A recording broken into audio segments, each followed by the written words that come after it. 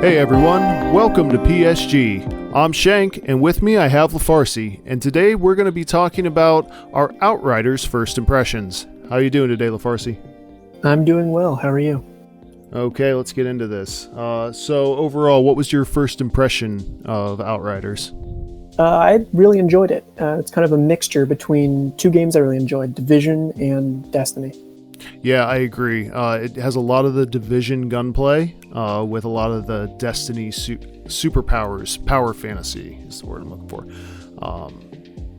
What do you think specifically about the guns themselves? How do you feel like each gun type is playing? I think the kind of close range auto rifle type guns and the shotguns definitely felt like they had a bit more punch to them. Sniper rifles were not really something I enjoyed too much, but that could have just been because I was playing the Trickster, which is all about teleporting up and messing with opponents at close range. Right, I was playing the Devastator, and I used the shotgun quite a bit. I found the shotgun to be a pretty effective class of weapon. I personally enjoyed the sniper rifles. I think the weapon class I found the most disappointing was probably the SMGs. Everything else seemed to have a little bit of a niche, but the SMGs just kind of seemed weak at close range and couldn't hit anything at far range. I don't know if you experimented with them at all, but... Honestly, I wasn't too into min-maxing my guns. This was just a demo. Everything kind of melted away anyway. It was all about just equipping the next most powerful gun, so I wasn't really focused on a particular gun type. It was just more of a passing, noticing that some of the guns seemed more effective than others. Right, I will say that when I saw a sniper rifle that had dropped at a higher power, I was kind of hesitant to equip it unless I also had an auto rifle, and then I found myself using the auto more anyway. Which kind of leads into my next thought, is that I don't particularly think that the weapons are going to be seeing a whole lot of use in this game. It seems like this game is more focused on the power fantasy of each of your skills. So with that, why don't we move on to the classes you tried out? You said you tried out the Trickster? I did try out Trickster. I thought it was... honestly, I don't have a lot to compare it to in other games. They gave it a teleport ability, which I found was very interesting. You could teleport into the thick of enemies and then pop out this giant slow field that allowed your allies to move up with you, or move up after you, and kind of clean up the front lines after you. I remember you telling me that you played a little bit of the co-op. I didn't really get a whole lot of experience with the co-op, but it sounds like those abilities would be able to mesh really well together with the class I played, which was Devastator. It seems like Devastator's all about getting up in people's face and trying to, pun intended, rock as many people as you could. I'll be here all week, guys. I actually did play with a Devastator, just me and the Devastator, two-person, and there was a fun combo where if you put out the slow field, bullets, if you haven't played, get trapped in the slow field, and they move slowly through it. It's this cool Matrix thing.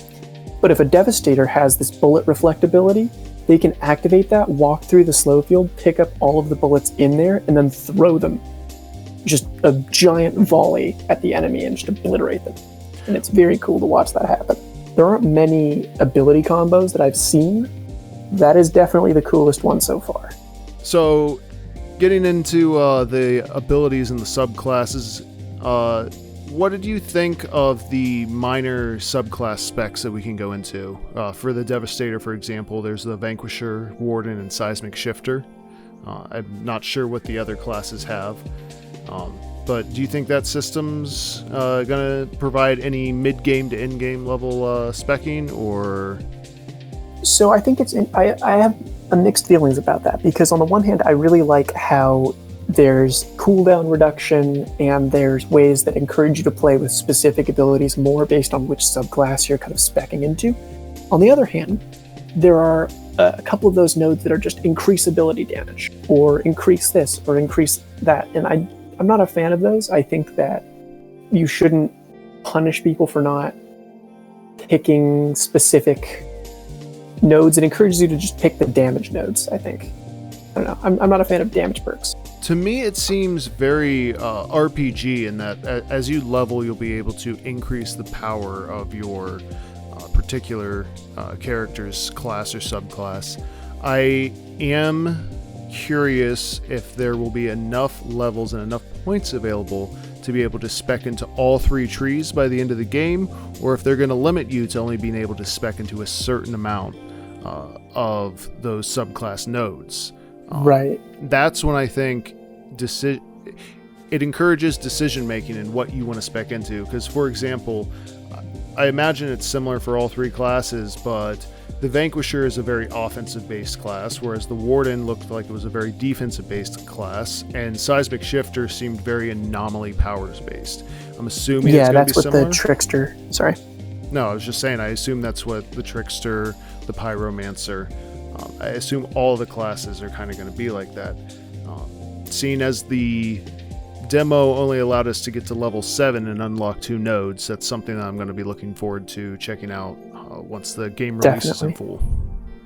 Well, with that, why don't we move on to the plot and characters? What was your initial thought of the plot so far? Chapter 1. The plot felt pretty good. The amount of cutscenes in the beginning definitely put me off initially, but once I kind of went through that opening twice with 2 different characters, and the second time I actually watched all the cutscenes because you really get an idea of what's going on through those time breaks.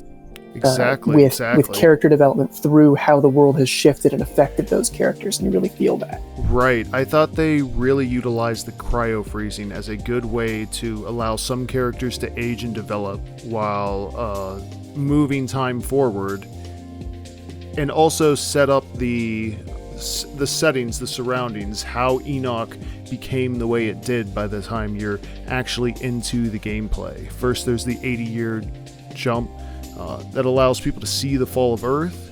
Then you're able to see the first time we land on Enoch and the horror show that unraveled there.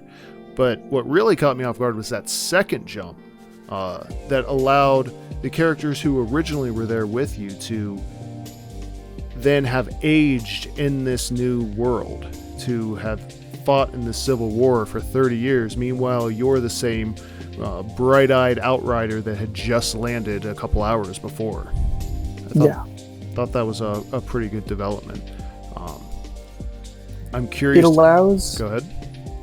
It allows you to stay the same, and it allows, because in the grand scheme of things, you are the same exact player, given that those jump cuts are instant for the player. And it's an interesting way to show that the world changes around you. It's not the most introspective, but... So why don't we take a look at each of the characters, or at least the main characters that grabbed your attention. What do you think of the main protagonists so far? We are cocky. We are kind of not uncaring of humanity, but there's a certain air of superiority that I think we exhibit, right?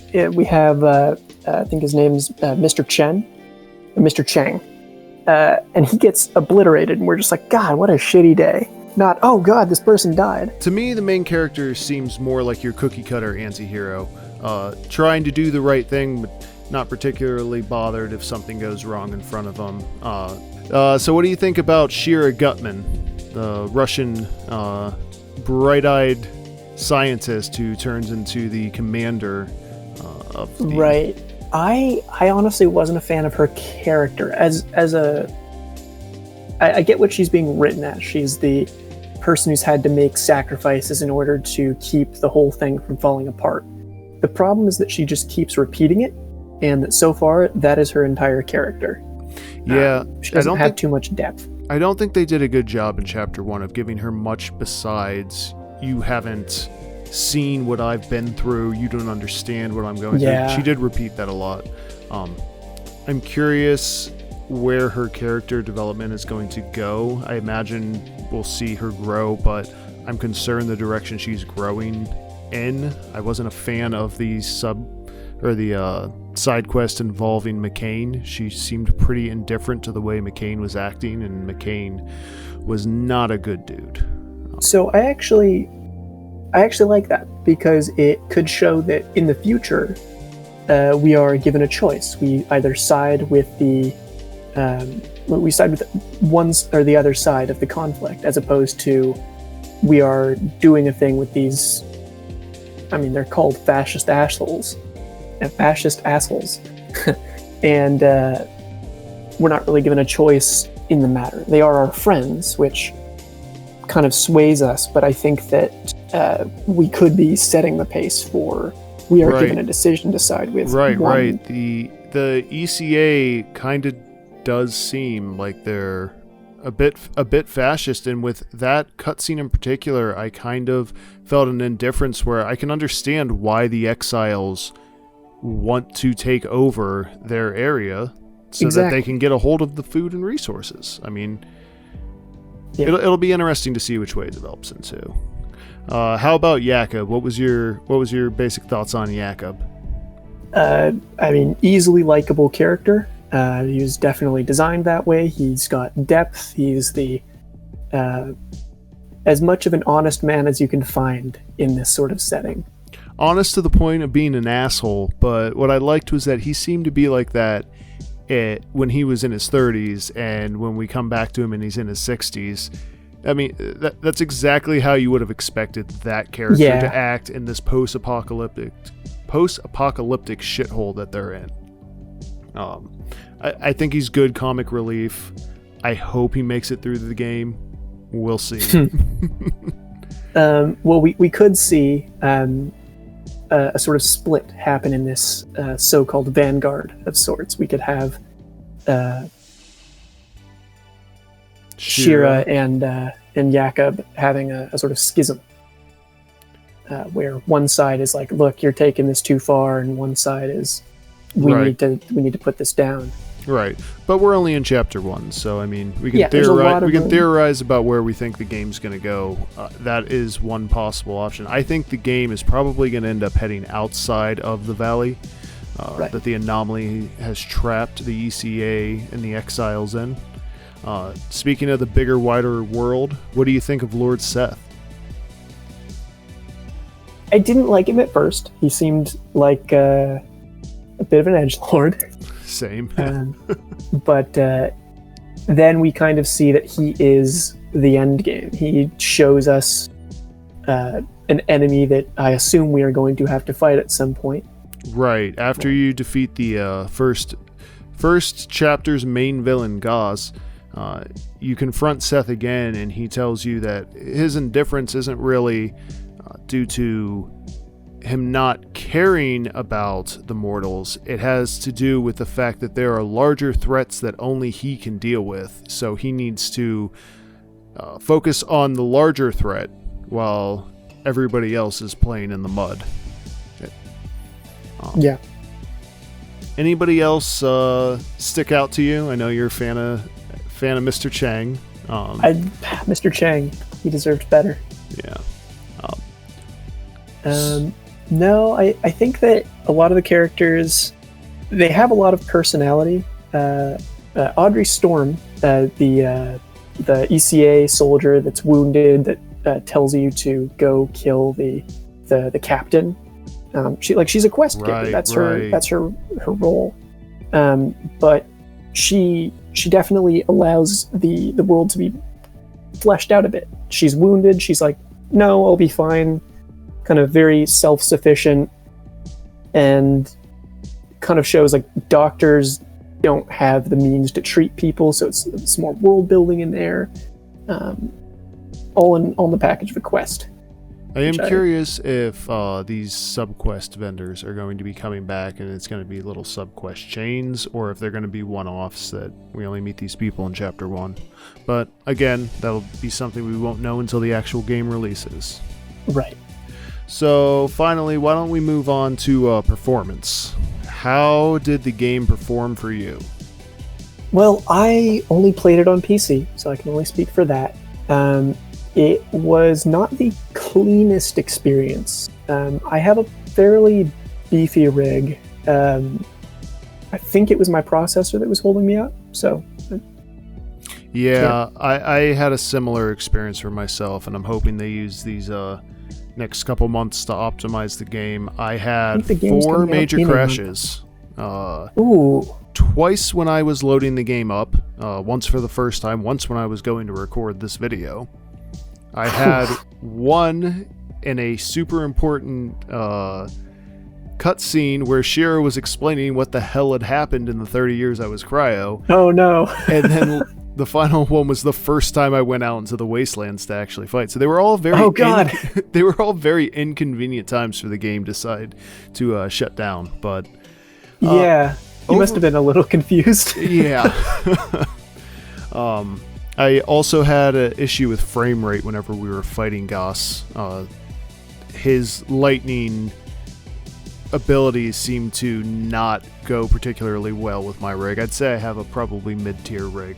And this was also on PC?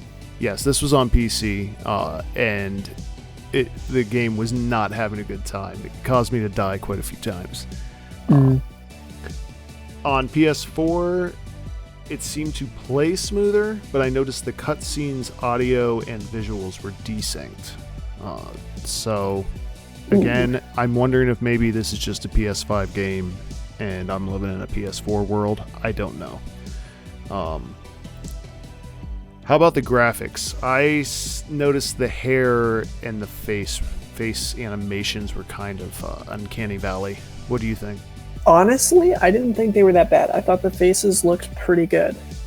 They could have been a little better. They were just getting into the valley for me, but not enough to really bother me. I think the one thing that I really noticed as a standout bad graphic was there was a moment when we were getting kidnapped out of the cryopods. There was a moment where a truck drove through a puddle of water and some like watery mud splashed, and it was just hilariously bad water. But I mean, another thing I noticed was the blood spatter. It probably did the same thing for me that the mud did for you. So I think their liquid textures probably need a little bit of a revamp, but that's kind of stuff I imagine will get ironed out in the next couple months. So I think with that, we can kind of wrap this up. What do you think? Are you going to pre-order the game, or do you think you're going to wait till it comes out? I'm not a pre-orderer. But if you do want the pre-order bonuses, go for it. I recommend you check out the demo for yourself before you make any decisions like that. But yeah, I think I'm probably going to wait as well. I don't think I'll be pre-ordering. But that being said, I am very excited to see where this story goes. I definitely will be playing this game through the entire campaign at the very least. Hopefully there'll be an end game. I really hope the end game's good. Hopefully there'll be an end game. I'm not sure there will. I've seen some reports saying that it might not exist, but hey, sometimes it's kind of nice to have a complete full package on release. So yeah, definitely an interesting model to be sure. Okay. And with that, I think we'll wrap up our Outriders First Impressions video. But more importantly, what do you guys think about the demo? Comment below to let us know. And as always, this is PSG. Stay tuned for all your latest news, reviews, and discussions.